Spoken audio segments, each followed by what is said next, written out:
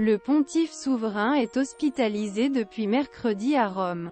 Le pape François, hospitalisé à Rome, souffre d'une infection respiratoire et restera à l'hôpital quelques jours, a annoncé le Saint-Voir le mercredi 29 mars au début de la soirée.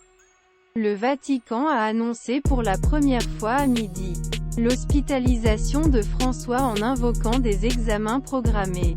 Ces derniers jours, Pape François a eu des difficultés à respirer et, cet après-midi, il a été admis à la Policlinique à Gemelli pour les vérifications médicales.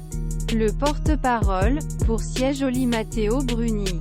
Le Vatican n'a pas précisé si le pape serait en mesure de présider la Messe des Paumes dimanche ou les célébrations prévues pour la Semaine Sainte et les Pâques.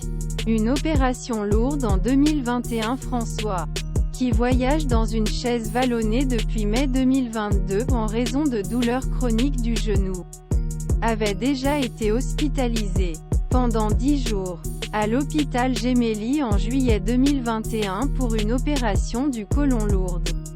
Dans une interview en janvier, il a suggéré que sont les problèmes d'inflammation des diverticules, hernies ou poches qui se forment sur les murs du système digestif étaient revenus.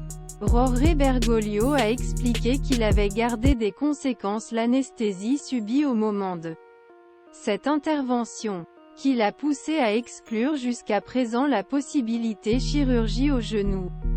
Un assistant de santé personnel, quotidiennement ces douleurs au genou, qui l'ont notamment forcé à annuler plusieurs réunions en 2022 et à reporter un voyage en Afrique, sont au cœur des conjectures autour d'une éventuelle démission.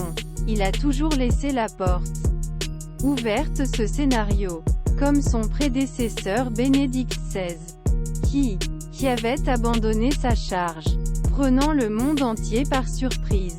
En juillet, François avait confié qu'il ne pouvait pas voyager au même rythme qu'auparavant, allant jusqu'à évoquer la possibilité de mettre de côté. Mais en février, il a jugé que le renoncement à un pape devrait ne pas devenir une mode, garantissant que cette hypothèse n'était pas à son agenda. Les soignants le suivent en permanence au Vatican comme lors ses voyages à l'étranger. Mais ses récents problèmes santé l'ont amené à créer officiellement une nouvelle fonction, celle assistant santé personnelle.